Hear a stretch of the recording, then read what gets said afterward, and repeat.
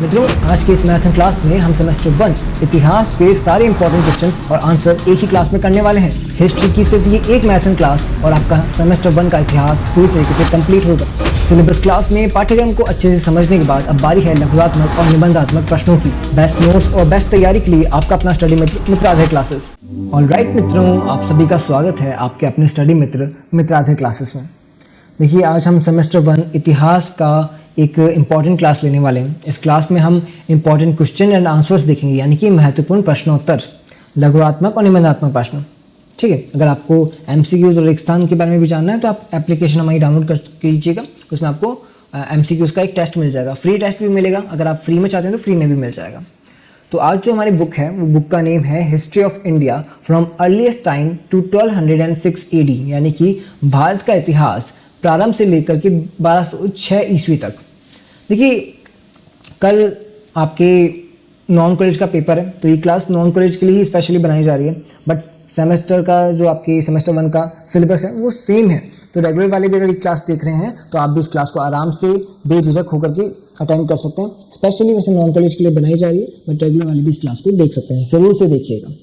तो non college वाला आपको एक और बात कहूँगा कि इससे पहले जो पर्यावरण अध्ययन की मैं क्लास नहीं लेकर आ पास का, मतलब कुछ रीज़न के चलते मैं EVS का क्लास बना नहीं पाया था, उसके लिए सॉरी। बट अब आपकी हिस्ट्री क्लास लेकर आया हूँ एंड इस क्लास में हम इंपॉर्टेंट क्वेश्चन एंड आंसर्स करने वाले हैं। तो चलिए वीडियो को फटाफट से स्टार्ट करते हैं, टाइम वेस्ट नहीं करेंगे। चलिए फिर इसमें हम महत्वपूर्ण प्रश्नोत्तर देखने वाले हैं। ठीक है, तो सबसे पहले बता दूँ, एप्लीकेशन डाउनलोड कीजिएगा। वहाँ पे आपको सभी टॉपिक्स के नोट्स, MCQs, फ्री टेस्ट भी मिलेगा। मतलब अगर किसी को फ्री का टेस्ट चाहिए तो फ्री का टेस्ट भी मिलेगा। हिस्ट्री का फ्री टेस्ट चाहिए तो आप मीनू बटन में जाइएगा, फ्री मटेरियल में जाइएगा, देन वहाँ पे आपको हिस्ट्री का फ्री टेस्ट मिल जाएगा। बट अगर आपको पेड नोट्स चाहिए जिसके अंदर आपको जस्ट 149 रुपीज़ यानी 149 रुपये में सभी सब्जेक्ट्स के सारे नोट्स मिल जाएंगे। नोट्स मतलब कि उस नोट्स के अंदर आपको ऐसे प्रश्न मिलेंगे जो डायरेक्ट आपके पेपर के अंदर आते हो। ठीक है, और बहुत सारे कॉन्सेप्ट मिल जाएंगे और कई सारे टेस्ट भी मिलेंगे। बट फ्री का एक टेस्ट है जो आप कभी भी दे सकते हो। एप्लीकेशन डाउनलोड करो, तुरंत दे दो। ठीक है, लिंक आपको डिस्क्रिप्शन में पिन कमेंट में मिल जाएगा। तो चलिए फटाफट से क्लास को शुरू करते हैं। तो सबसे पहले मैं बताया कि अभी हम आपके करने वाले हैं महत्वपूर्ण प्रश्नोत्तर। तो अभी लघुत्मक प्रश्नों के बारे में बात करेंगे, फिर वीडियो के एंड में अपन बात करेंगे निबंधात्मक प्रश्नों के बारे में। चलिए फटाफट से अपने लघुत्मक प्रश्नों की ओर देखते हैं एंड जो सबसे पहला अपना प्रश्न है वो भी देख लेते हैं। देखिए, पहला प्रश्न है इकाई 1 से। प्राचीन भारतीय इतिहास के पुरातात्विक स्रोतों से आप क्या समझते हैं? देखिए, बहुत इंपॉर्टेंट क्वेश्चन बन सकता है क्योंकि पुरातात्विक स्रोत के बारे में पूछा गया है। पुरातात्विक स्रोत वे भौतिक अवशेष हैं जो खुदाई के माध्यम से प्राप्त होते हैं, और प्राचीन भारतीय इतिहास की प्रत्यक्ष जानकारी देते हैं। प्राचीन भारतीय इतिहास की, इनमें मृदभांड, सिक्के, मूर्तियां, स्तूप, भवनों के अवशेष तथा अभिलेख शामिल हैं। अभिलेख आप समझ गए, यानी कुछ किताबें, कुछ ऐसे उनके हस्तलिखित लिखे हुए प्रमाण।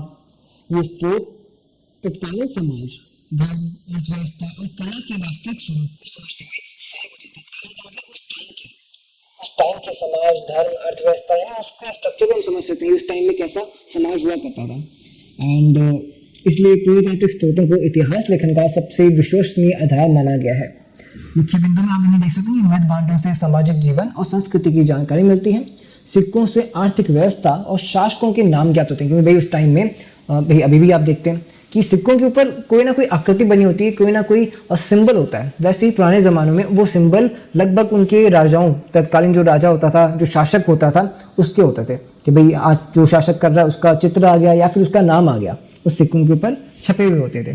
तो आप मेरी भाषा में इसको आप इस थोड़ी सी आसान वे में अगर समझना चाहें तो ऐसे समझ सकते हो कि देखिए, पुरातात्विक स्रोत वो भौतिक चीज़ें होती हैं जो हमें ज़मीन की खुदाई से मिलती है। ज़मीन की खुदाई की हमें कुछ पुराने अवशेष मिले जिन्हें हम भौतिक अवशेष कहते हैं, पुरातात्विक स्रोत कहते हैं। यानी जो चीज़ें हमें सीधे धरती से मिलती हैं वही पुरातात्विक स्रोत कहलाती हैं। इन स्रोतों से हमें प्राचीन भारतीय इतिहास की सीधी वास्तविक जानकारी मिल जाती है। मतलब इन पुरातात्विक स्रोतों में मृदभांड होते थे, यानी मिट्टी के बर्तन। मृदभांड मतलब मिट्टी के बर्तन, सिक्के होते थे, मूर्तियां होती थी, स्तूप होते थे। पुराने भवनों के जो अवशेष होते हैं ना, उन्हें स्तूप भी कहते हैं अपन। और मतलब स्तूप एक तरह की डिज़ाइन हो गई उसके अंदर। अभिलेख भी शामिल है। ये सारी चीज़ें हमें उस समय के लोगों के जीवन को समझा देती हैं कि भाई उस समय लोग जीते कैसे थे, जीवन क्या था उनका। और फिर सवाल आता है कि भाई हमें पता कैसे चलेगा तो इन स्रोतों से हमें पता चलता है कि जब स्रोत हमें मिलते हैं कि उस टाइम में कैसे जीवन जिया जाता था, तो हमें स्रोत से समझ में आ जाता है कि भाई बर्तन इस डिज़ाइन के थे, तो भाई समझ में आ रहा है कि भाई वो क्या खाना खाया करते थे इस बर्तन के अंदर, उस वक्त वो क्या उनका कहते हैं ना भोज्य पदार्थ हुआ करता था। लेकिन मतलब लोग कैसे रहते थे, उनका जीवन स्तर क्या था, सब कुछ हमें इससे पता चल जाता है। वो क्या धर्म को फॉलो करते थे, क्या अर्थव्यवस्था थी, भाई सिक्के किस हिसाब के मिल रहे तो अर्थव्यवस्था वैसे भी पता चलेगी। अच्छा स्ट्रक्चर कैसा बना हुआ है, वैसे भी अर्थव्यवस्था पता चलती है। मतलब कला का क्या स्तर था, कला कैसी है वहाँ पे, मतलब हमें पूरा जानकारी जो है वो पुरातात्विक स्रोतों के ऊपर डिपेंडेंट है इतिहास लेखन के अंदर, ठीक है। और ये विश्वसनीय आधार माना जाता है। चलिए फिर नेक्स्ट क्वेश्चन की ओर चलते हैं फटाफट से। चलिए नेक्स्ट क्वेश्चन है अपना, वैदिक साहित्य को ऐतिहासिक स्रोत के रूप में क्यों महत्वपूर्ण माना जाता है। मतलब वैदिक साहित्य जो है उसको ऐतिहासिक रूप से क्यों महत्वपूर्ण मानते हैं। वैदिक साहित्य प्राचीन भारत का सबसे लिखित स्रोत है, मतलब जो सबसे कहते हैं ना विस्तारित रूप से लिखा हुआ स्रोत है, विस्तार में लिखा हुआ है, जिससे आर्य समाज की राजनीतिक, सामाजिक और धार्मिक स्थिति की जानकारी मिलती है। यानी कि ऋग्वेद, सामवेद, यजुर्वेद और अथर्ववेद तत्कालीन जीवन मूल्यों को स्पष्ट करते हैं। मतलब इन 4 वेदों के अंदर आज के जो जीवन मूल्य हैं उनको एक्सप्लेन किया गया कि भाई आज के जीवन कैसे जीना चाहिए। जो कहते हैं ना कि मौलिक नियम होते हैं कुछ, कि भाई आपको ये नहीं करना चाहिए, ये करना चाहिए, कैसे जीना चाहिए, लाइफस्टाइल, अगर मॉडर्न वर्ड में कहूँ लाइफस्टाइल, वो बताई गई है इसके अंदर। यद्यपि इन ग्रंथों का मुख्य उद्देश्य धार्मिक था, फिर भी इनमें ऐतिहासिक तथ्य निहित हैं। इस कारण वैदिक साहित्य को अप्रत्यक्ष ऐतिहासिक स्रोत माना जाता है। यानी ये अप्रत्यक्ष है क्योंकि इसके अंदर आपको कोई ठोस सबूत भी नहीं मिल रहा, मतलब लिखा हुआ है, तो अप्रत्यक्ष ऐतिहासिक स्रोत है ये, ठीक है। मुख्य बिंदु में आप कह सकते हो कि दास राज्य युद्ध जैसी ऐतिहासिक घटनाओं का उल्लेख मिलता है इसके अंदर। राजा और जनजातीय व्यवस्था की जानकारी मिलती है, मतलब इसके अंदर राजा और जनजातीय व्यवस्था प्रचलित हुआ करती थी। वर्ण व्यवस्था का प्रारंभिक स्वरूप ज्ञात होता है। यज्ञ और धार्मिक अनुष्ठानों की भूमिका पता चलती है। पशुपालन आधारित अर्थव्यवस्था का संकेत मिलता है कि उस टाइम में पशुपालन हुआ करता था। लोग भेड़ बकरियां जो भी है उस वक्त के पशु, उनको पाला करते थे, उनसे अपना जीवन यापन किया करते थे। तो आप इस तरीके से समझिए कि वैदिक साहित्य को प्राचीन भारत का सबसे प्राचीन लिखित स्रोत माना जाता है। क्या माना जाता है? सबसे प्राचीन लिखित स्रोत कौन सा है? वैदिक साहित्य है। इन ग्रंथों के माध्यम से हमें आर्य समाज की, राजनीतिक, सामाजिक की, तो आर्थिक तौर पे, सामाजिक तौर पे हर तरीके से जानकारी मिलती है। किससे मिलती है? वैदिक साहित्य से। ऋग्वेद, सामवेद, यजुर्वेद, अथर्ववेद, ये चारों वेद उस समय के जीवन मूल्यों को बहुत साफ तरीके से दर्शाते थे, सामने रखते थे। इन ग्रंथों का मूल्य धार्मिक हुआ करता था, लेकिन ये इस तरीके से एक्सप्लेन किए गए थे कि आपके पूरे जीवन को सुधार सकते हैं, ठीक है। एंड इसमें दास राज्य युद्ध की जैसी महत्वपूर्ण घटनाएं हैं और राजनीतिक संघर्ष बताया गया है। बहुत सारी इसके अंदर आपको जानकारी मिल जाएंगी, आप इसको आराम से पढ़ लीजिएगा, है ना। मैं पूरा एक्सप्लेन तो वैसे मैंने कर ही दिया है। चलिए नेक्स्ट क्वेश्चन पे चलते हैं, है ना। चलिए फिर, सिंधु सरस्वती सभ्यता की नगर योजना की प्रमुख विशेषताएं लिखिए। क्या प्रश्न है अपना? सिंधु सभ्यता, जो अपनी सिंधु नदी की, सरस्वती नदी की सभ्यता है, सिंधु सरस्वती सभ्यता, उसकी नगर योजना पूछिए। भाई नगर उस वक्त भी हुआ करते थे, तो नगर किस तरीके से वो नियोजन था उनका, कैसे नगर बना हुआ था, क्या डिजाइन थी, नगरों में क्या क्या फैसिलिटी थी उस टाइम में, वो पूछा गया हमसे। तो आंसर क्या होगा? आंसर है सिंधु सरस्वती सभ्यता की नगर योजना अत्यंत विकसित और वैज्ञानिक थी। क्या थी? अत्यंत विकसित और वैज्ञानिक, साइंटिफिक तौर पे थी। मतलब नगर शतरंज की तरह ग्रिड पैटर्न में बसा हुआ था, मतलब एकदम पूरा एक डिजाइन था वहां पे।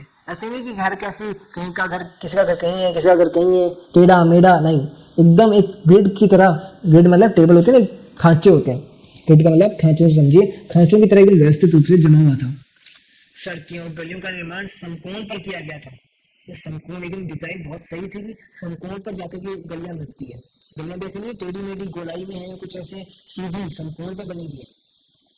जल निकासी के लिए उन्नत व्यवस्था थी। इस सभ्यता की सबसे बड़ी विशेषता मानी जाती है कौन सी? स्वच्छता। जो स्वच्छता इस टाइम में मिलती है वो बहुत, कहते हैं, सीखने योग्य है, जो स्वच्छता के प्रति जागरूकता को दर्शाती है। बिकॉज इसके अंदर प्रमाण मिलेंगे, कहीं पे कूड़ेदान जैसा कुछ बर्तन मिला है जिसमें ये दर्शाया जाता है कि भाई उस टाइम में लोग कचरे को इकट्ठा करते थे एक जगह पे, फेंकते नहीं थे इधर। तो उस वक्त भी उनके अंदर इतनी समझ थी, नगर नियोजन के लिए वो कितने कहते हैं ना, जागरूक थे कि नहीं, कच्चा नहीं फैलना है। तो नगर, दुर्ग और निचले शहर में विभाजित थे। पकी हुई ईंटों का उपयोग मिलता है यहाँ पे। प्रत्येक घर में स्नानागार, यानी कि जो अपने बाथरूम कहते हैं जिसे, और नाली की व्यवस्था थी। मुख्य सड़कों की चौड़ाई अधिक रखी गई, यानी मुख्य सड़कें चौड़ी थी जो कि इम्पॉर्टेंट होती है, ये दिखाया जाता है ना। लाइक जैसे अपनी जो नॉर्मल सड़कें होती है वो पतली पतली होती हैं, बट हाईवे कितना बड़ा होता है ना, चौड़ा होता है, वैसे मुख्य सड़कें चौड़ी थी।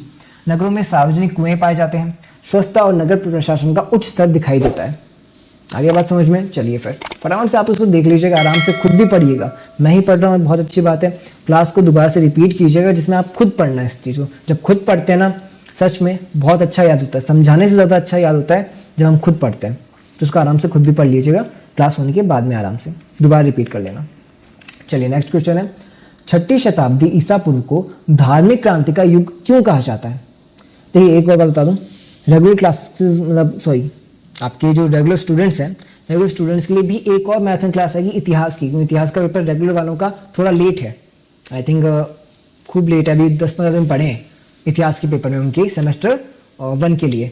तो अभी 10-15 दिन पढ़े हैं, तो उनके लिए एक अलग से दोबारा एक और क्लास ले आएंगे। ये क्लास अभी नॉन कॉलेज वालों के लिए फ़ायदेमंद है, बट आपके जो रेगुलर वाले हैं वो भी इस क्लास को अटेंड कर सकते हैं। ज़रूर से अटेंड करो, आपके लिए भी हेल्पफुल है, सेम सिलेबस है।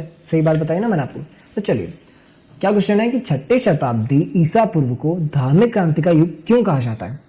6ठी शताब्दी ईसा पूर्व में भारतीय समाज में गहरे धार्मिक और सामाजिक परिवर्तन हुए। वैदिक कर्मकांड और वर्ण व्यवस्था के विरोध में नए धर्मों का उदय हुआ। इसी काल में बौद्ध और जैन धर्म सामने आए। कौन से काल में आए? धार्मिक जो काल है 6ठी शताब्दी का जो काल है, इसके अंदर कौन सामने आया? बौद्ध धर्म और जैन धर्म, जिन्होंने अहिंसा, समानता, नैतिकता पर बल दिया। किस चीज़ पे बल दिया? अहिंसा, समानता, नैतिकता। अहिंसा, समानता, नैतिकता। याद हो रहा है? बहुत अच्छी बात है। इन आंदोलनों ने भारतीय धार्मिक चिंतन को नई दिशा दी। मतलब देखिए, पहले सिर्फ हिंसा का यूज़ हो रहा था कि भाई किसी को ज़बरदस्ती उसको फोर्स किया जा रहा था कि भाई आप ये करो वो करो, बट अब एक नया नियम लेकर आ रहे थे। क्या? ये अहिंसा वाला, समानता वाला, नैतिकता वाला। कौन से धर्म लेकर के आ रहे थे? बाकी धर्मों में था ये, बाकी धर्मों में भी अहिंसा थी, समानता थी, नैतिकता थी, परंतु ये प्रॉपर ही इसके थे, यानी इसके बाहर कुछ और है ही नहीं। तो ये धर्म एक नया आंदोलन शुरू कर रहे थे, जिस आंदोलन के थ्रू इन्होंने एक अच्छी पहल रखी। कर्मकांड और ब्राह्मण प्रभुत्व का विरोध हुआ। अहिंसा और करुणा जैसे मूल्यों का प्रसार हुआ। भाई सबकी अलग अलग मान्यताएं हैं, तो उन्होंने अपने अपने क्या कहते हैं विचार रखे, प्रकट किए। सामान्य जनता के लिए सरल धर्म प्रस्तुत किए गए। भाई सामान्य जनता है उनके लिए सरल धर्म बता दें कि भाई आप ज़्यादा नहीं कर सकते, इतना तो कर लो। और स्त्रियों और निम्न वर्गों के लिए धार्मिक अवसर मिले, मतलब उनको कुछ अलग अपॉर्चुनिटीज़ प्रदान की गई। और संघ और मठ जैसी संस्थाओं का विकास हुआ। धार्मिक विचारों में तर्क और नैतिकता का महत्व दिखाई देने लग गया। आई बात समझ में कि भाई क्या हो रहा है? 6ठी शताब्दी के अंदर नए धर्म आ रहे हैं, लाइक जैन धर्म है, बौद्ध धर्म है, वो समानता, नैतिकता एंड अहिंसा का बल दे रहे हैं, कर्मकांड का विरोध कर रहे हैं, एंड स्त्रियों को, निम्न वर्गों को नई अपॉर्चुनिटीज़ दे रहे हैं, सामान्य जनता के लिए नए नियम ला रहे हैं। तो अलग अलग चीज़ों की बात हो रही है इसके अंदर। 6ठी शताब्दी के बाद में धार्मिक क्रांति, जिसे कहा गया ना धार्मिक क्रांति का युग। चलिए फिर नेक्स्ट क्वेश्चन, अपभ्रंश साहित्य की ऐतिहासिक भूमिका स्पष्ट कीजिए। अपभ्रंश साहित्य भारतीय भाषाओं के विकास की एक महत्वपूर्ण कड़ी है। यह संस्कृत और आधुनिक भारतीय भाषाओं के बीच सेतु का कार्य करता है। इस साहित्य में जन सामान्य की भावनाएं और सामाजिक जीवन प्रतिबिंब होता है। हिंदी और अन्य आधुनिक भाषाओं की उत्पत्ति में अपभ्रंश का विशेष योगदान है। कौन सी? हिंदी और आधुनिक भाषाएं, इनके अंदर अपभ्रंश से ही निकल के आई हैं। ठीक है, अपभ्रंश जन भाषा के साहित्य का रूप था। संस्कृत से आधुनिक भाषाओं की कड़ी बना, मतलब संस्कृत से निकला अपभ्रंश टूट करके, या फिर मतलब उसका एक नया रूप बना संस्कृत का अपभ्रंश। एंड जो अपभ्रंश से फिर कई नई भाषाएं बनी, हिंदी, अन्य आधुनिक भाषाएं बनी। संस्कृत से आधुनिक भाषाओं की कड़ी बनी। सामाजिक जीवन का यथार्थ चित्रण हुआ। भक्ति साहित्य की पृष्ठभूमि तैयार हुई। कविता में लोक भावनाओं की अभिव्यक्ति हुई। अब लोक भावनाएं भी इसमें ऐड होने लगी, किसके थ्रू? अपभ्रंश साहित्य के थ्रू। हिंदी भाषा के विकास का आधार किसे माना गया है? अपभ्रंश साहित्य को। चलिए फिर ये क्वेश्चन आपके एमसीक्यू में भी आ सकता है। हिंदी भाषा के विकास का आधार किसे माना गया है? अपभ्रंश साहित्य को। चलिए फिर नेक्स्ट क्वेश्चन है। अच्छा, अब इकाई 2 में आ गए। इकाई 1 के हमने 5 इंपॉर्टेंट क्वेश्चन कर लिए, लघुत्मक प्रश्न। आगे हम निबंधात्मक प्रश्न भी करेंगे। तो अब इकाई 2 में आ गए, फटाफट से इकाई 2 को शुरू करते हैं। आप नोट्स वगैरह अगर आपको चाहिए तो ऐप डाउनलोड कर लीजिएगा, लिंक आपको डिस्क्रिप्शन में पिन कमेंट में मिल जाएगा। चलिए फिर नेक्स्ट क्वेश्चन, मगध के उत्थान के प्रमुख कारणों की संक्षेप में व्याख्या कीजिए। तो ये मगध प्राचीन भारत का सबसे शक्तिशाली महाजनपद बनकर उभरा। महाजनपद हुआ करते थे उस वक्त, तो मगध जो है सबसे शक्तिशाली बनकर उभरा। इसकी भौगोलिक स्थिति गंगा घाटी में थी। भौगोलिक स्थिति क्या है? गंगा घाटी, जिससे कृषि और व्यापार को बढ़ावा मिला। भाई जहाँ पानी की व्यवस्था होगी वहाँ कृषि होगी, व्यापार होगा। लौह संसाधनों की उपलब्धता से कृषि और सैन्य शक्ति मजबूत हुई। लौह अयस्क मिल रहा है, मतलब कि खनिज मिल रहे हैं, खनिज मिलेंगे तो उनसे हथियार बना पाएंगे, सैन्य शक्ति मजबूत होगी। संगठित प्रशासन और महत्वाकांक्षी शासकों ने मगध के उत्थान में निर्णायक भूमिका निभाई। मतलब जो मजबूत थे या फिर जो महत्वाकांक्षाएं रखते थे कि हमें थोड़ा विस्तार करना है, उन्होंने फटाफट से इसे मजबूत बनाया मगध को। गंगा घाटी की उपजाऊ भूमि ने आर्थिक आधार दिया। प्राकृतिक सुरक्षा ने राज्य को सुरक्षित रखा। भाई पास में घाटी है तो अब ऐसे ही कोई सेना अटैक करेगी तो उसे घाटी पार करके आना पड़ेगा, तो क्या हो गया? प्राकृतिक सुरक्षा हो गई। लोहे के प्रयोग से हथियार और औजार विकसित हुए। संगठित सेना से विस्तार संभव हुआ। व्यापार मार्गों पर नियंत्रण स्थापित हुआ। शक्तिशाली राजाओं की नीति प्रभावी रही। उस दौरान शक्तिशाली राजाओं का क्या बोलते हैं शासन रहा मगध के ऊपर, तो अच्छा काम कर रहा था मगध का जो महाजनपद है, एज अच्छा डेवलपमेंट कर रहा था। चलिए नेक्स्ट क्वेश्चन की ओर चलते हैं। नेक्स्ट क्वेश्चन है अपने नंदवंश। तो नंदवंश की प्रमुख विशेषताओं का संक्षिप्त वर्णन कीजिए। नंदवंश मगध का पहला गैर क्षत्रिय राजवंश माना जाता है। गैर क्षत्रिय, ठीक है, इंपॉर्टेंट है। महापद्म नंद ने इस वंश की स्थापना कर शक्तिशाली शासन प्रणाली विकसित की। मतलब महापद्म नंद जी ने इसकी नींव रखी इस वंश की, और एक नया शक्तिशाली शासन शुरू करने की प्रणाली शुरू कर दी, विकसित कर दी। नंद शासकों ने विशाल सेना और कठोर कर व्यवस्था बनाई। जो सेना तो बड़ी है ही, कर व्यवस्था यानी जो टैक्स है वो भी उन्होंने बड़ा कठोर बना दिया। अत्यधिक केंद्रीकरण और निरंकुशता के कारण जनता में असंतोष बढ़ा। भाई इतना ज़्यादा टैक्स लोगे, कहाँ से देंगे? तो अपनी बात, सीधी सी बात है, असंतोष तो आना ही था, लेकिन उन्होंने निरंकुशता भी अपनाई।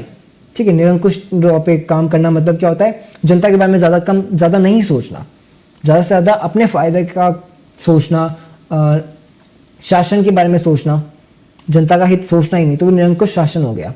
ठीक है, निरंकुश शासन के चलते जनता में असंतोष बढ़ गया। महापद्म नंद वंश का संस्थापक था। केंद्रीकृत शासन व्यवस्था की लागू की। विशाल स्थायी सेना का गठन हुआ। कर वसूली प्रणाली अत्यंत कठोर थी। राजकोष अत्यधिक समृद्ध था।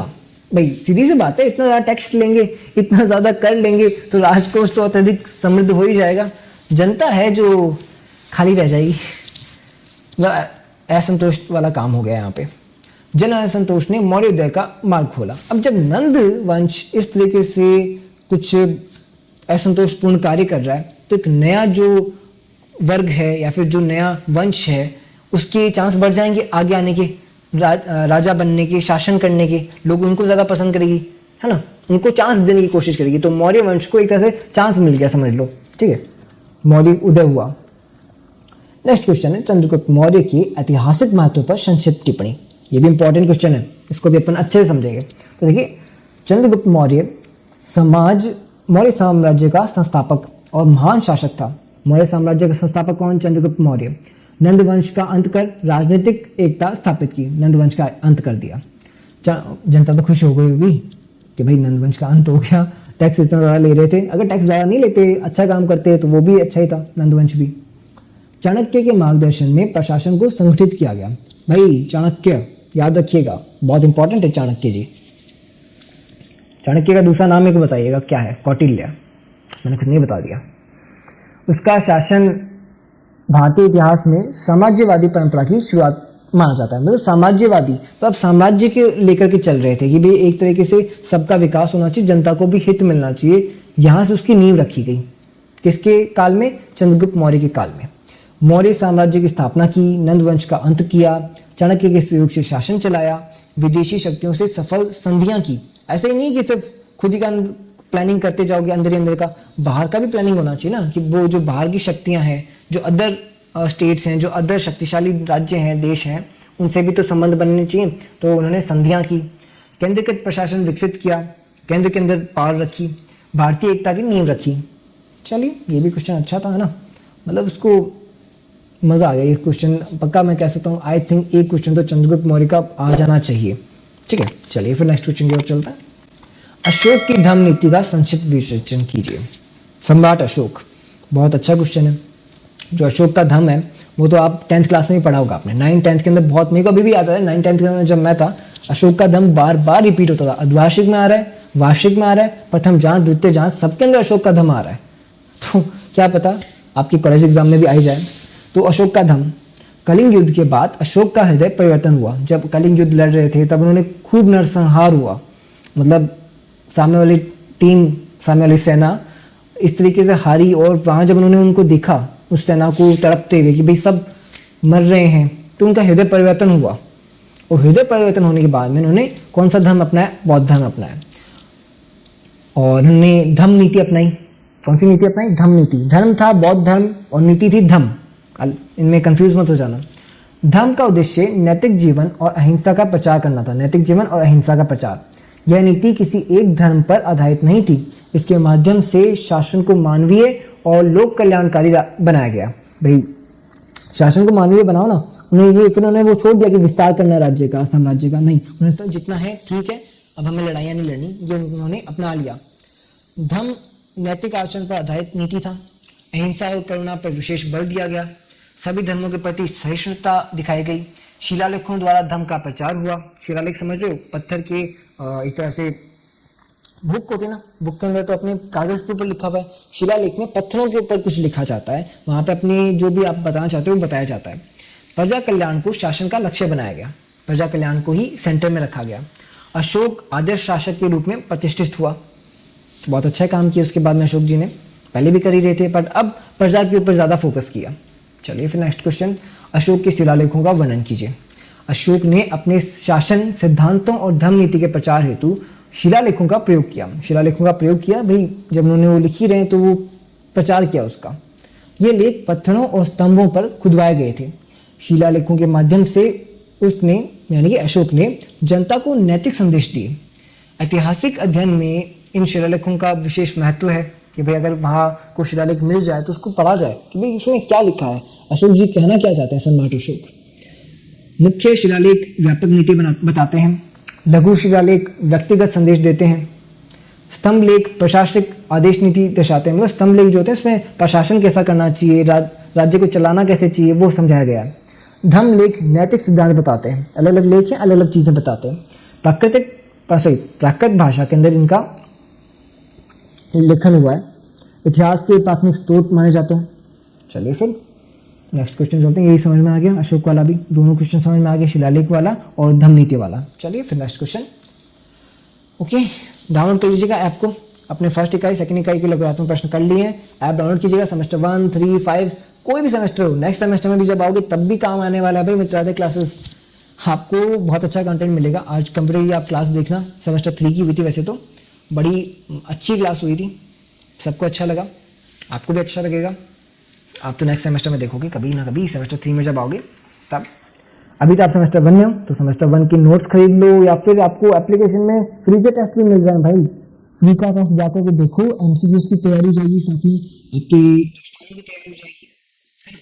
और आपको खुद को पता चलेगा कि भाई आपकी कितनी तैयारी है। और जब उसका सॉल्यूशन देखोगे तो आपको थोड़ा रिवीजन भी हो जाएगा। तो फ्री का टेस्ट लिंक आपको डिस्क्रिप्शन में मिल जाएगा। ऐप को डाउनलोड करना है प्ले स्टोर पर जाकर के, नेम है मित्रादय क्लासेस, सर्च भी कर सकते हो, गूगल पे सर्च करो, प्ले स्टोर पे सर्च करो मित्रादय क्लासेस। चलिए फिर नेक्स्ट क्वेश्चन, इकाई नंबर 3 का लगातार प्रश्न है। उत्तर मौर्यकालीन शक्तियाँ जो है उनसे आप क्या समझते हो? ठीक है, तो मौर्य साम्राज्य के पतन के बाद, अब मौर्य साम्राज्य के पतन हो गया है। पहले नंद वंश का पतन हुआ, अब मौर्य साम्राज्य का पतन हुआ। अब क्या आता है देखते हैं। तो भारत में अनेक क्षेत्रीय राज्यों का उदय हुआ। अब अलग अलग क्षेत्रीय राज्य स्तर बनने लगे, जिन्हें उत्तर मौर्यकालीन शक्तियाँ कहा जाता है। क्या कहा जाता है? उत्तर मौर्यकालीन शक्तियाँ। कौन सी शक्तियाँ हैं ये वो शक्तियाँ जो मौर्य काल के बाद में आई हैं। इस काल में केंद्रीकृत सत्ता समाप्त हो गई। अब केंद्र के अंदर कोई सत्ता नहीं है कि भाई वो एक जना आएगा और पूरे भारत पर या फिर पूरा जहाँ तक उसका एरिया है वहाँ तक अपना शासन चलाता है, नहीं। अब छोटी छोटी इकाइयों पे छोटे छोटे राजा हैं, छोटे छोटे शासन हैं। विभिन्न राजवंशों ने अपने अपने क्षेत्रों में स्वतंत्र शासन स्थापित किया। यह युग राजनीतिक विविधता और सांस्कृतिक विकास का काल माना जाता है। मतलब सांस्कृतिक विकास भी इसमें खूब हुआ था। मौर्य पतन के बाद बहुराज्य व्यवस्था बनी, सीधी सी बात है। कोई एक सार्वभौम शक्ति नहीं रही। क्षत्रिय राजाओं का महत्व बढ़ा। राजनीतिक अस्थिरता का वातावरण बन गया। संस्कृति और कला को स्थानीय संरक्षण मिला। गुप्त युग की पृष्ठभूमि यहीं से तैयार होती है। अब गुप्त युग आएगा, नंद वंश, मौर्य वंश, मौर्य काल। अब गुप्त काल आएगा, गुप्त युग आएगा। चलिए, शुंग वंश की प्रमुख विशेषताओं का वर्णन कीजिए। तो देखिए, शुंग वंश मौर्य साम्राज्य के बाद उत्तर भारत में स्थापित हुआ। इसके संस्थापक पुष्यमित्र शुंग थे। ये क्वेश्चन आपके एमसीक्यू में या रेगिस्तान में आ सकता है। पुष्यमित्र शुंग शुंग वंश के आपके संस्थापक हैं। इस वंश ने गंगा घाटी क्षेत्र में शासन किया। गंगा घाटी क्षेत्र। शुंगों ने ब्राह्मण धर्म को संरक्षण देकर वैदिक परंपराओं को पुनर्जीवित किया। पुष्यमित्र शुंग वंश का संस्थापक था। उत्तर भारत में राजनीतिक नियंत्रण स्थापित हुआ। ब्राह्मण धर्म का पुनरुत्थान हुआ। वैदिक यज्ञों का प्रोत्साहन मिला। यवन आक्रमण का प्रतिरोध किया गया। यवन से जो आते थे, यानी कि जो विदेशी आक्रमण हुआ करते थे, उनको अब रोकने लगे, प्रतिरोध करने लगे उनको। कला और साहित्य को संरक्षण मिला। ठीक है, चलिए फिर मतलब गुप्त काल में तो आप ये समझ के चलो कि कला और साहित्य तो बहुत इंपॉर्टेंट है। ठीक है, साहित्यिक जो विकास कहते हैं जिसे, वो इंपॉर्टेंट है। सातवाहन वंश, ये भी एक वंश आया था गुप्त काल में। सातवाहन वंश जो है, इसका ऐतिहासिक महत्व समझते हैं। तो देखिए, सातवाहन वंश उत्तर मौर्य काल में दक्षिण भारत, वो तो था उत्तर भारत, ये है दक्षिण भारत, भारत की प्रमुख शक्ति का था, एक तरह से शासन था। इस वंश ने दक्कन क्षेत्र में शासन किया। वो था गंगा क्षेत्र, कौन सा, शुंग वंश। और दक्कन क्षेत्र कौन सा है, सातवाहन वंश। सातवाहनों ने व्यापार और कृषि दोनों का बढ़ावा दिया। वहाँ था कला साहित्य, यहाँ था व्यापार और कृषि। ठीक है, उन्होंने उत्तर और दक्षिण भारत के बीच सांस्कृतिक संपर्क को मजबूत किया। ये संबंध बनाने की कोशिश कर रहे थे कि भाई कैसे ना कैसे और ज़्यादा विस्तार हो उसके। दक्कन क्षेत्र में सशक्त शासन स्थापित किया। उत्तर दक्षिण व्यापार मार्ग नियंत्रित किए। कृषि और व्यापार का संतुलित विकास हुआ। धार्मिक सहिष्णुता की नीति अपनाई। बौद्ध और ब्राह्मण दोनों को संरक्षण मिला। अमरावती कला का विकास हुआ। कौन सी कला, अमरावती कला। कौन से काल में, सातवाहन वंश का जो काल हुआ है उसके अंदर। शक और कुषाण शासकों का भारतीय इतिहास में क्या महत्व है। तो देखिए, शक और कुषाण मध्य एशिया से आए विदेशी शासक थे। मध्य एशिया से आए विदेशी शासक थे जिन्होंने भारत में शासन स्थापित किया। उन्होंने उत्तर पश्चिम भारत को राजनीतिक रूप से सुदृढ़ किया। इन शासकों के समय व्यापार का व्यापक विस्तार हुआ। भारतीय और विदेशी संस्कृतियों का समन्वय देखने को मिलता है। विदेशी शासकों का भारत में स्थायी शासन, व्यापार मार्गों पर प्रभावी नियंत्रण, स्वर्ण सिक्कों का व्यापक प्रचलन, महायान बौद्ध धर्म को संरक्षण मिलना, गांधार कला का विकास होना और भारत का अंतर्राष्ट्रीय संपर्क बढ़ना। कौन से टाइम में हुआ, शक और कुषाण शासकों के काल में।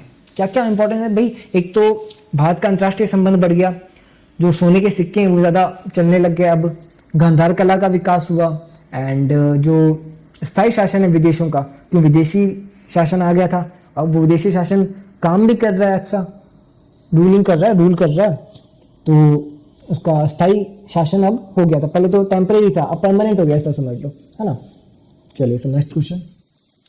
विदेशी शासकों के भारतीयकरण की प्रक्रिया समझाइए। अच्छा, भारतीयकरण का क्या मतलब हुआ, देखिए कि वो पहले भारतीय थे और अब अंदर आ गए भारत के अंदर, और अब भारत के अंदर जम गए तो भारतीयकरण हो गया उनका।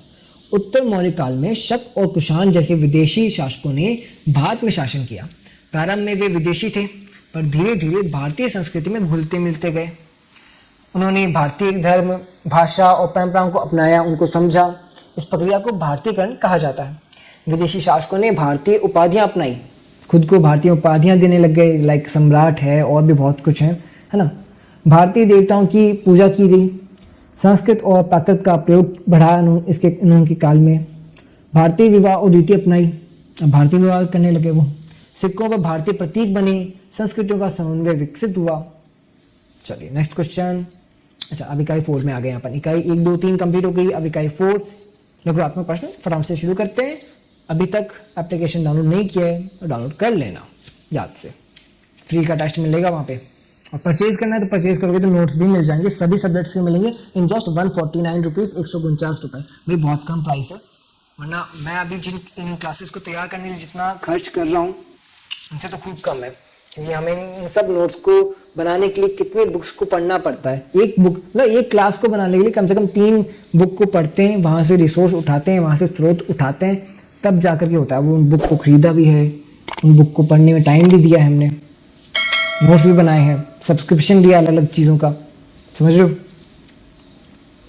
तो प्राइस तो थोड़ा बहुत बनता ही है, थोड़ा सा ही रखा है यार, वो भी सब सब्जेक्ट्स का 149 रुपीज़। अच्छा, गुप्तकालीन शिक्षा प्रणाली की प्रमुख विशेषताएं लिखिए। भाई हिस्ट्री का पेपर तो आपका हो ही रहा है, आगे भी तो पेपर है, उनके लिए खरीद लो। चलिए नेक्स्ट क्वेश्चन अपना, गुप्तकालीन शिक्षा प्रणाली की प्रमुख विशेषताएं। अच्छा, गुप्त काल में शिक्षा उच्च स्तर देखने को मिलता था।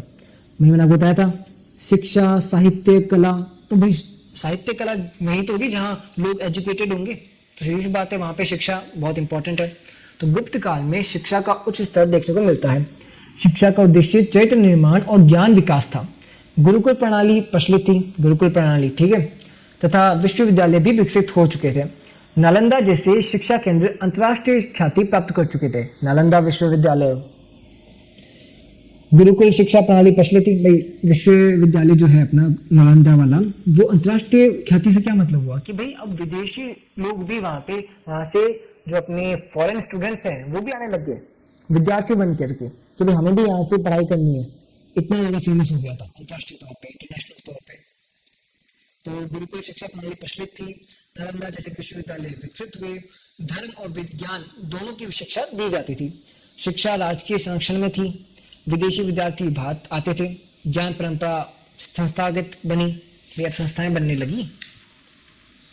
गुप्त काल को भारतीय इतिहास का स्वर्ण युग क्यों कहा जाता है? अपना इंपॉर्टेंट क्वेश्चन है ये कि भाई स्वर्ण युग क्यों कहा जाता है गुप्त काल को? तो गुप्त काल में भारत में राजनीतिक स्थिरता, आर्थिक समृद्धि और सांस्कृतिक उन्नति एक साथ दिखाई देती है, समझो। इस युग में शासन व्यवस्था सुव्यवस्थित थी और प्रजा कल्याण पर ध्यान दिया जाता था कि भाई राजनीतिक, आर्थिक, सांस्कृतिक, सामाजिक हर तरीके से सब कुछ एकदम स्टेबल था, कुछ गड़बड़ नहीं था, है ना। तो ये एक तरीके से स्टेबल कह सकते हैं अपन, सुव्यवस्थित कह सकते हैं। प्रजा कल्याण पर ज़्यादा जोर दिया जाता था। कला, साहित्य, विज्ञान, धर्म का क्षेत्र, हर तरीके से हर चीज़ पे ध्यान दिया जा रहा है। सिर्फ राज करने में नहीं दिया जा रहा। भाई जो मौलिक अधिकार हैं, शिक्षा है, सुरक्षा है, उन पे ध्यान दिया जा रहा है। विज्ञान को, साहित्य को, कला को, सब कुछ पढ़ाया जा रहा है। धर्म को इंपॉर्टेंस दी जा रही है, हर एक धर्म को। इन्हीं सर्वांगीण उपलब्धियों के कारण गुप्त काल को स्वर्ण युग कहा जाता है। मतलब सर्वांगीण, हर तरीके से, मतलब विशेषताएं देखी जा रही है यहाँ तो स्वर्ण युग तो बनी जाएगा। राजनीतिक स्थिरता लंबे समय तक बनी रही, यानी जो राजा है वो पीढ़ी दर पीढ़ी बनते रहे। ऐसे नहीं कि बीच में आकर आक्रमण हुआ, कुछ एंड हो गया, नहीं, स्थिरता बनी रही, राजनीतिक स्थिरता। कला और स्थापत्य का अभूतपूर्व विकास हुआ। संस्कृत साहित्य को राजकीय संरक्षण मिला। विज्ञान और गणित में मौलिक प्रगति हुई। व्यापार और कृषि समृद्ध अवस्था में थी। धार्मिक सहिष्णुता का वातावरण बना। ठीक है, चलिए फिर नेक्स्ट क्वेश्चन। क्लास बोर मत हो जाना भाई, थोड़ी सी क्लास और बची है भाई। अगर इसको भी अगर सीरियस नहीं होकर पढ़ रहे तो भाई कल का पेपर थोड़ा डेंजरस हो सकता है, इसलिए सीरियस होकर के इन थोड़े से क्वेश्चंस को देख लो ताकि अच्छे से हो जाए पेपर आपका। और बाकी नोट्स अगर चाहिए, खुद से पढ़ना है नोट्स को, तो आप एप्लीकेशन डाउनलोड करो, परचेज कर लो। समुद्रगुप्त के विजय और अभियानों का ऐतिहासिक महत्व बताइए। विजय अभियानों का ऐतिहासिक महत्व। देखिए, समुद्रगुप्त वंश जो है वो गुप्त वंश से थे। समुद्रगुप्त गुप्त वंश थे, नाम में गुप्त है यार। सबसे शक्तिशाली विजेता माने जाते हैं ये गुप्त वंश के। उन्होंने उत्तर भारत को सीधे अपने अधीन कर लिया। उत्तर भारत को एकदम पूरा कवर कर लिया उन्होंने। दक्षिण भारत में धन विजय की नीति अपनाई गई। उनकी विजयों का विवरण प्रयाग प्रशस्ति में मिलता है। कौन सी? ये एक इंपॉर्टेंट क्वेश्चन है, एमसीक्यू में आ सकता है, रिक्स्थान में आ सकता है। प्रयाग प्रशस्ति में उनका विवरण मिलता है। किनकी विजयों का? समुद्रगुप्त की विजयों का। इन अभियानों में गुप्त साम्राज्य की राजनीतिक शक्ति अत्यंत बढ़ गई। भाई गुप्त साम्राज्य बढ़ रहा है, इससे पावरफुल बनता जा रहा है। उत्तर भारत में प्रत्यक्ष शासन स्थापित किया। दक्षिण भारत में अधीनस्थ राज्यों की नीति अपनाई। प्रयाग परिस्थिति से ऐतिहासिक जानकारी मिलती है। अश्वमेध यज्ञ द्वारा साम्राज्य शक्ति प्रदर्शित की। अश्वमेध यज्ञ भी होता था। सैन्य सफलता से गुप्त प्रतिष्ठा बढ़ी। सांस्कृतिक संरक्षण के लिए स्थिर आधार बना। चलिए फिर नेक्स्ट क्वेश्चन। चंद्रगुप्त द्वितीय विक्रमादित्य के शासन की प्रमुख उपलब्धियां बताइए। चंद्रगुप्त द्वितीय यानी कि विक्रमादित्य भी उन्हें कहा जाता है। तो चंद्रगुप्त द्वितीय के शासनकाल में गुप्त साम्राज्य अपनी चरम सीमा पर था, ठीक है, यानी पीक जिसे कहते हैं ना, पीक। उन्होंने पश्चिमी भारत के शक क्षत्रपों को पराजित कर व्यापार मार्गों पर अधिकार किया, व्यापार मार्ग है उन पर अधिकार कर लिया। एंड उज्जैन को सांस्कृतिक केंद्र के रूप में विकसित किया गया। उज्जैन को सांस्कृतिक केंद्र यानी मंदिरों के तौर पर, धर्म के तौर पर, संस्कृति के तौर पर विकसित किया गया। उनके समय में चीनी यात्रा, जो चीनी यात्राएं बढ़ने लगी, और वहाँ पे एक चीनी यात्री हैं फहान भारत आए, ठीक है, फहान। शक शासकों की शक्ति का अंत किया, पश्चिमी व्यापार मार्गों पर नियंत्रण स्थापित हुआ, उज्जैन सांस्कृतिक राजनीतिक रूप में उभरा, विद्वानों और कलाकारों को संरक्षण मिला, विदेशी यात्रियों से समृद्धि का वर्णन मिला, राजनीतिक और आर्थिक स्थिरता बनी रही। चलिए फिर नेक्स्ट क्वेश्चन पे चलते हैं फटाफट से। गुप्त काल में विज्ञान और गणित की प्रकृति पर संक्षिप्त टिप्पणी। अच्छा, गुप्त काल में जो विज्ञान है और गणित है, मैं पहले से शुरुआत से बता रहा हूँ, शिक्षा बहुत इंपॉर्टेंट थी गुप्त काल में, तो विज्ञान और गणित कहाँ से पीछे रहेंगे। तो गुप्त काल में विज्ञान और गणित का असाधारण विकास हुआ। इस युग में आर्यभट्ट जैसे महान वैज्ञानिक हुए। दशमलव प्रणाली यानी कि जो आपने डॉट लगाते हैं, है ना, परसेंटेज में आता है ना आपके 75 पॉइंट, कितने परसेंटेज आए आपके, 75.73 है ना। तो दशमलव जो है, दशमलव प्रणाली है, वो आई इनके टाइम में, गुप्त काल के टाइम में। शून्य का प्रयोग प्रचलित हुआ आर्यभट्ट ने, ठीक है। खगोल विज्ञान में ग्रहों और ग्रहणों की वैज्ञानिक व्याख्या मिलती है। खगोल विज्ञान किसे कहते हैं, स्पेस की रिसर्च। खगोल विज्ञान स्पेस रिसर्च यानी कि जिसमें ग्रहों की गति को समझा जा रहा है, ग्रह कैसे चलते हैं, कौन सा ग्रह कहाँ है, उसकी पोजीशन है, ठीक है, वो कैसे पोजीशन चेंज करते हैं, उसको समझा जा रहा है। आर्यभट्ट ने पृथ्वी के घूर्णन का सिद्धांत दिया, दशमलव प्रणाली विकसित हुई, शून्य का प्रयोग गणित में हुआ, खगोल विज्ञान का वैज्ञानिक अध्ययन किया गया, समय और ग्रहण गणना प्रगति में आ गई। मतलब समय को भी है ना ग्रहों के आधार पे डिसाइड किया गया कि भाई कैसे समय कैलकुलेट करना, टाइम कैसे कैलकुलेट होगा। भारतीय ज्ञान परंपरा को वैश्विक पहचान मिली। चलिए नेक्स्ट क्वेश्चन। तो अब अपन यूनिट 5 में आ चुके हैं, 4 यूनिट पहले कंप्लीट हो चुकी है। नोट्स डाउनलोड कर लेना और फ्री का टेस्ट मिल ही जाएगा आपके ऊपर, लिंक आपको डिस्क्रिप्शन में पिन कमेंट में मिल जाएगा। कमेंट करना वीडियो के अंदर, और अगर आपको हाइप का बटन मिलता है तो गुप्तोत्तर काल से आप क्या समझते हैं। गुप्त साम्राज्य के पतन के बाद भारत में जिस ऐतिहासिक काल का आरंभ हुआ उसे गुप्तोत्तर काल कहा जाता है। भाई सही से समझो, गुप्त साम्राज्य के पतन के बाद, गुप्त साम्राज्य खत्म हो चुका है, भारत में जिस ऐतिहासिक काल का आरंभ हुआ उसे क्या कहा जाता है, गुप्तोत्तर। गुप्त प्लस उत्तर से बना ये शब्द गुप्तोत्तर काल कहा जाता है। इस समय के केंद्रीय सत्ता कमजोर हो गई थी, ठीक है। अनेक क्षेत्रीय राजवंश स्वतंत्र रूप से शासन करने लगे थे। राजनीतिक विघटन के साथ साथ सांस्कृतिक और धार्मिक गतिविधियां निरंतर चलती रही, ठीक है।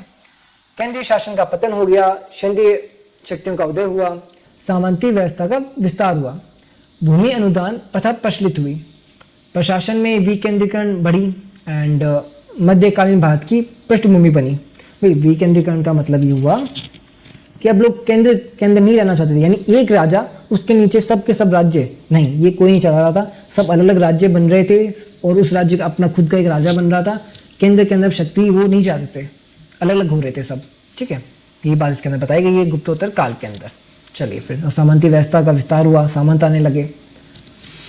चलिए फिर हर्षवर्धन के शासन की प्रमुख विशेषताओं का संक्षिप्त वर्णन। अच्छा, हर्षवर्धन, तो देखिए हर्षवर्धन गुप्तोत्तर काल का सबसे शक्तिशाली शासक था। हर्ष की कहानियां सुनिए भाई। उसने उत्तर भारत में राजनीतिक एकता स्थापित की। उसकी राजधानी कनौज थी। वह धार्मिक सहिष्णुता और विद्वानों के संरक्षण के लिए प्रसिद्ध था। वर्धन वंश का प्रमुख शासक था। कनौज को राजनीतिक केंद्र बनाया। धार्मिक सहिष्णु नीति अपनाई। बौद्ध धर्म और हिंदू दोनों धर्मों को संरक्षण दिया। राज्यसभा का आयोजन किया। नालंदा विश्वविद्यालय को सहायता दी। ठीक है, चलिए फिर हम आते हैं अपने निबंधात्मक प्रश्नों की ओर। ठीक है, अच्छा नहीं है क्या, एक और क्वेश्चन बच गया, सॉरी। तो लघुत्मक प्रश्न अभी थोड़े बचे हैं, कंटिन्यू कर लेते हैं।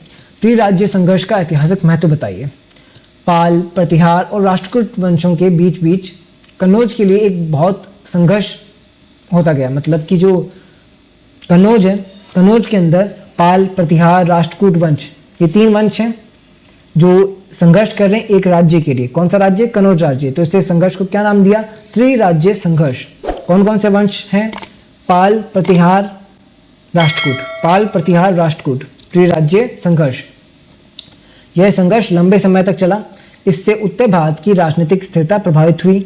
निरंतर युद्धों ने क्षेत्रीय शक्तियों को कमजोर कर दी। सीधी बात है कि भाई युद्ध ज़्यादा टाइम तक चलेगा तो कमज़ोर तो होना ही है, भाई जो शासन है वो कमज़ोर हो जाएगा। 3 शक्तियों के बीच सत्ता संघर्ष हुआ। कन्नौज प्रमुख राजनीतिक लक्ष्य बना। लगातार युद्धों से संसाधन नष्ट हुए। उत्तर भारत राजनीतिक रूप से कमज़ोर हुआ। क्षेत्रीय शक्तियाँ और उभरी। विदेशी आक्रमणों का मार्ग खुला।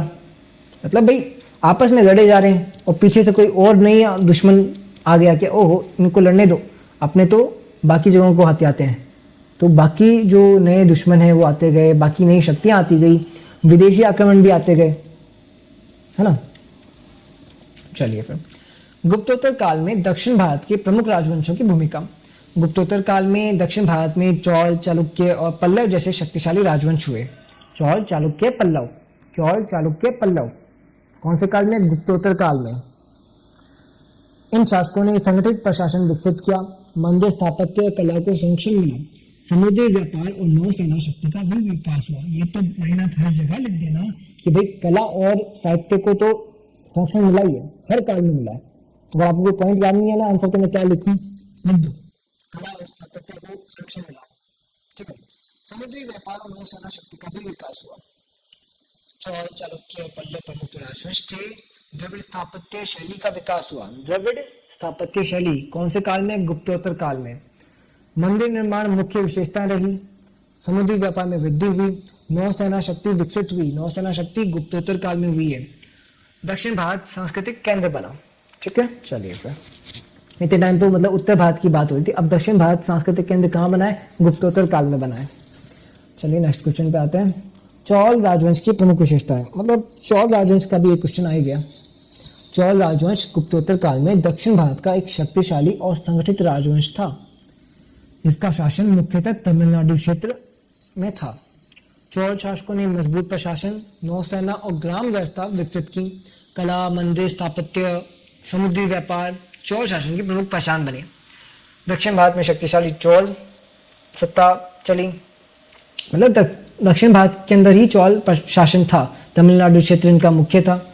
मजबूत और संगठित प्रशासन प्रणाली थी। ग्राम सभाओं का इनका जो है प्रचलन था उस टाइम में। समुद्री व्यापार और नौसेना का विस्तार हुआ। भव्य मंदिर स्थापत्य विकास हुआ।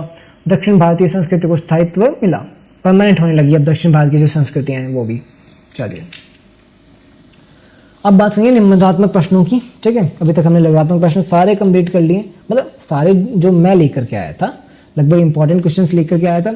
अभी भी अगर आपको लगता है कि थोड़ा और पढ़ना चाहिए तो आपको नोट्स मिल जाएंगे, एप्लीकेशन पे फ्री का टेस्ट मिल जाएगा। तो आगे आप समझ ही रहे हो क्या करना है, डिस्क्रिप्शन में लिंक आपको मिल ही जाएगा। तो अपने बताना प्रश्न देख लेते हैं। बोलते बोलते थोड़ा सा थक गया, पानी पी के आता हूँ। वेट अ मिनट, बाद में पियेंगे यार। चलिए आपकी क्लास इंपॉर्टेंट है, पहले पानी बाद में।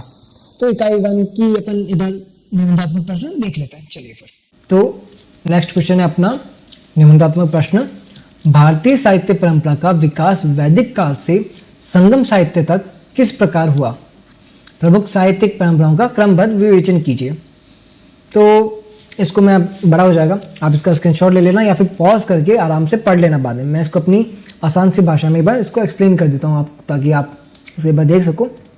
ये अभी बड़ा हो जाएगा ना, तो समझिए ये कि देखिए भारतीय साहित्य परंपरा की शुरुआत वैदिक साहित्य से होती है। क्या भारतीय साहित्य परंपरा की शुरुआत वैदिक साहित्य से होती है, जिसमें ऋग्वेद, यजुर्वेद, सामवेद और अथर्ववेद प्रमुख माने जाते हैं। वैदिक साहित्य प्रमुख रूप से धार्मिक और यज्ञ परंपरा से जुड़ा हुआ था, मतलब धार्मिक और यज्ञ परंपरा से जुड़ा हुआ वैदिक साहित्य। इसी साहित्य ने भारतीय चिंतन को एक मजबूत आध्यात्मिक आधार प्रदान किया। वैदिक साहित्य के बाद ब्राह्मण, आरण्यक और उपनिषदों का विकास हुआ। इन ग्रंथों ने दर्शन और ज्ञान की परंपरा को आगे बढ़ाया था। और इस पूरे काल में साहित्य लिखित नहीं बल्कि मौखिक परंपरा पर आधारित था, ठीक है, मौखिक परंपरा पर आधारित था। गुरु से शिष्य, मतलब पहले गुरु शिष्य को बताता, शिष्य उसे अपने शिष्य को बताता, और जब वो शिष्य गुरु बन जाता तब उसके शिष्य मतलब पीढ़ी दर पीढ़ी जैसे बताते हैं ना, वैसे ही चल रहा है। मतलब आपके दादा ने पापा को बताया, पापा ने आपको बताया, आपने अपने बच्चे को बताया, वैसे ही। तो मुंह जबानी मतलब ये चलता है मौखिक रूप से। वैदिक काल के बाद प्राकृत, पाली, अपभ्रंश साहित्य का विकास हुआ। ये साहित्य जनमान्य की भाषा में रचित थे। पाली और प्राकृत साहित्य में बौद्ध और जैन धर्म का व्यापक प्रभाव देखने को मिलता है। लौकिक संस्कृत साहित्य ने काव्य, नाटक और गद्य को बहुत समृद्ध किया। ठीक है। और नेक्स्ट आपको थोड़ी बहुत और क्वेश्चंस मतलब और थोड़े बहुत टॉपिक्स मिल जाएंगे। लाइक वैदिक साहित्य ने भारतीय साहित्य को आध्यात्मिक दिशा दी। ब्राह्मण ग्रंथों ने कर्मकांड की व्यवस्था बनाए रखी, उसकी व्याख्या की। उपनिषदों ने आत्मा और ब्रह्म की दार्शनिक अवधारणा दी। और कई सारे पॉइंट्स हैं, आराम से पॉज करके पढ़ लीजिएगा क्लास खत्म होने के बाद में, रिपीट कीजिएगा इस क्लास को। ठीक है, एक बार चलिए फिर नेक्स्ट क्वेश्चन पे चलते हैं अपन। एक बार फिर नेक्स्ट क्वेश्चन पे आ जाते हैं। नेक्स्ट क्वेश्चन है अपने साहित्य इतिहास के बारे में। तो इसको भी आंसर देख लेते हैं अपन कि भाई साहित्य इतिहास का जो लेखन है, परंपरा है, उसमें समस्याएं जो आती हैं वो बताया गया है। तो चलिए इसको भी थोड़ा समझ लेते हैं कि भाई साहित्य इतिहास वो अनुशासन है जिसमें साहित्य के विकास को कालक्रम, प्रवृत्तियों और सामाजिक पृष्ठभूमि के साथ समझा जाता है। यानी कालक्रम मतलब कौन से समय में कौन सा साहित्य था, ये समझा जाता है यार, समझे। तो देखिए, साहित्य को सिर्फ किताबों का संग्रह नहीं माना जाता, बल्कि उसे उस युग की सोच, भावना, चेतना की अभिव्यक्ति माना जा सकता है। मतलब मैं अपनी भावना प्रकट कर रहा हूँ, वैसे उस टाइम में जो अपनी भावनाएं प्रकट कर रहे थे वो एक तरीके से साहित्य में बदल गया बस। तो साहित्य इतिहास साहित्य और समाज के आपसी संबंधों को स्पष्ट करता है।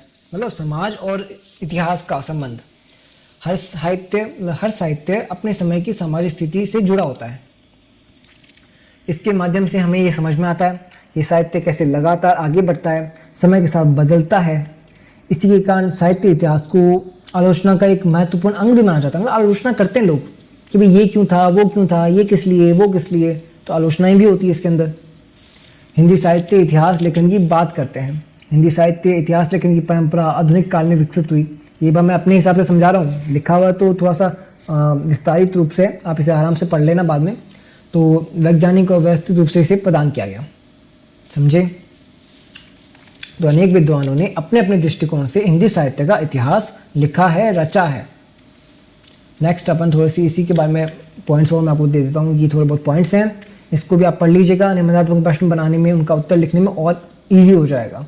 और अच्छे डिटेल नोट्स चाहिए तो एप्लीकेशन में मिल जाएंगे। चलिए फिर और भी आगे आपके पेपर बचे होंगे, उसके लिए ले लीजिएगा। अब आते हैं इकाई नंबर 2 के यानी यूनिट नंबर 2 के निबंधात्मक प्रश्नों की ओर। चलिए यूनिट नंबर 2, मौर्य शासन व्यवस्था की प्रमुख विशेषताओं का विवेचन। मतलब मौर्य शासन जो व्यवस्था है उसकी विशेषताएं बताओ। तो देखिए, मौर्य शासन व्यवस्था प्राचीन भारत की सबसे संगठित और सबसे मजबूत व्यवस्था है, प्रशासनिक व्यवस्था है। पहले बताया मैंने आपको। इस व्यवस्था में सम्राट सर्वोच्च सत्ता में होता है, केंद्र होता है, पूरे राज्य का नियंत्रण राजा के हाथ में होता है। मौर्य शासकों का उद्देश्य सिर्फ सत्ता बनाए रखना नहीं था, राज्य में व्यवस्था, शांति, स्थिरता सब कुछ मेंटेन करके रखना था। इसी वजह से मौर्य प्रशासन को केंद्रीकृत शासन का उत्कृष्ट उदाहरण माना जाता है कि भाई बेस्ट एग्जाम्पल है वो इसका, केंद्रीकृत शासन का। प्रशासन की संरचना भी थोड़ी सी समझ लेते हैं। तो भाई मौर्य प्रशासन कई विभागों में विभाजित था, जैसे राजस्व विभाग, न्याय विभाग, सेना विभाग, व्यापार विभाग, गुप्तचर विभाग।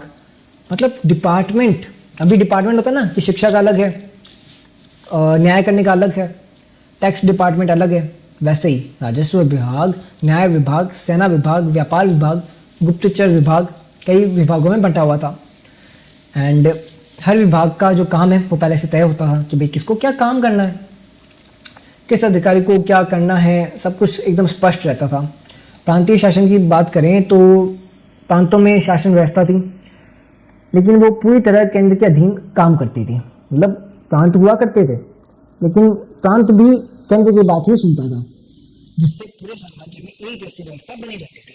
मतलब हर जगह एक सेम कानून चलता है, ठीक है। तो नगर प्रशासन और ग्राम प्रशासन भी अच्छी तरह संगठित था उस टाइम पे।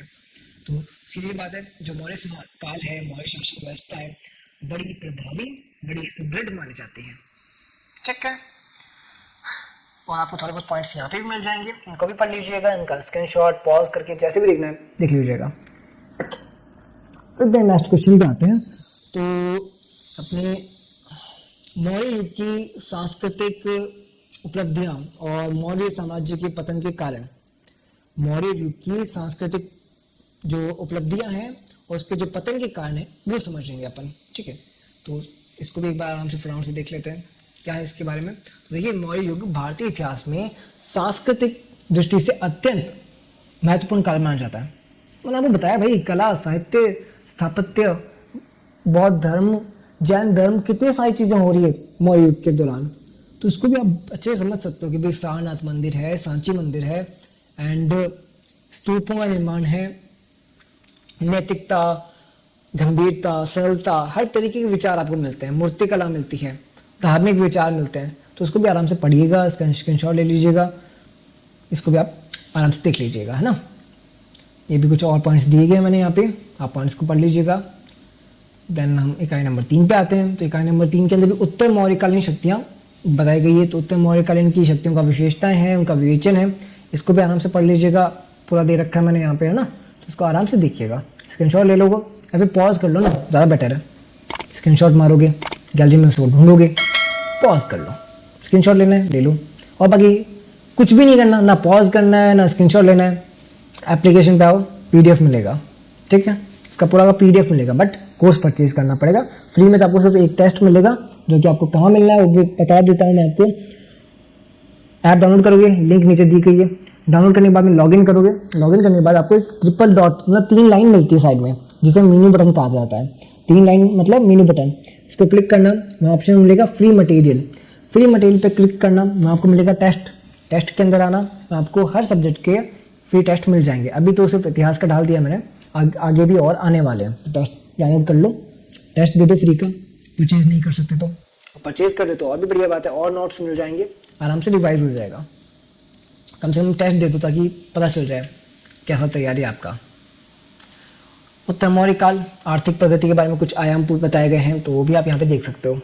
एंड मैंने यहाँ पे पॉइंट्स बताए हैं अच्छे से, आप इन पॉइंट्स को पढ़िएगा, ठीक है।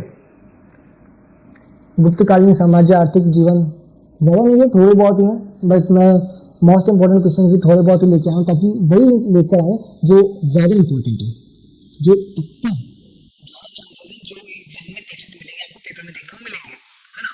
तो गुप्तोत्तर काल है, उनकी राजनीतिक व्यवस्थाएं है, ये सब आपको देखने को मिल जाएगा। बौद्धिक धर्म की बातें भी हो गई यहाँ पे, है ना, ठीक है। तो ऑलराइट मित्रों, आज की इस क्लास में हमने सेमेस्टर 1 इतिहास का जो एक तरह से आपका बुक है, बुक का नेम आप जानते हो, तो इस बुक का हमने पूरा देख लिया है, भारत का इतिहास, एंड 1206 ईस्वी तक ही जाना है अभी तक हमने इसमें। तो सेमेस्टर 1 आपके लिए ये क्लास थी, नॉन कॉलेज वालों के लिए स्पेशली थी, क्योंकि कल आपका पेपर है। अगर कोई रेगुलर वाला भी बच्चा इसको देख रहा है तो बहुत इंपॉर्टेंट बात है भाई, रेगुलर वालों के लिए भी फायदेमंद है ये क्लास। और रेगुलर वालों के लिए जब आपका पेपर होगा, रेगुलर वालों आपका, तब आपके लिए भी एक मैथन क्लास आएगी। ये तो मोस्ट इंपॉर्टेंट क्वेश्चन क्लास थी, आपके लिए एक मैथन क्लास भी लेके आएंगे, जिसमें थोड़ा टॉपिक का अच्छे से एक्सप्लेन कर लेंगे, ज़्यादा डिटेल में जाएंगे। और क्योंकि देखिए नॉन कॉलेज में इतना टाइम ही नहीं मिला, शुरुआत में ही पेपर रख दिए, थोड़ा अगर मार्च तक लेके जाते ना, पक्का मैं और अच्छे से एक्सप्लेन कर पाता और चीज़ें लेकर के आ पाता। बट कोई ना, ये क्लास काफ़ी है, इनफ है कि आप अच्छे स्कोर कर सको। तो क्लास को डाउनलोड कीजिए, मतलब क्लास को ध्यान से देखिए, लाइक कीजिए, सब्सक्राइब कीजिए चैनल को। बहुत कम लोग सब्सक्राइब करते हैं, बहुत मेहनत लगती है, मतलब पानी नहीं दिया मैंने, आप देख लो यार, पानी नहीं दिया आपके चक्कर में। कोई नहीं, चलता रहता है। अगर आपको best notes, MCQs, filling the blanks कुछ भी चाहिए, एप्लीकेशन डाउनलोड करो, वहाँ पे आपको फ्री टेस्ट भी मिल जाएगा, लिंक आपको डिस्क्रिप्शन में पिन कमेंट में मिल जाएगा। एंड अब अगली क्लास में मिलते हैं, सेम टाइम सेम जगह। तब तक के लिए जुड़े रहिए आपके अपने स्टडी मित्र मित्रादे क्लासेस के साथ। धन्यवाद, राधे राधे।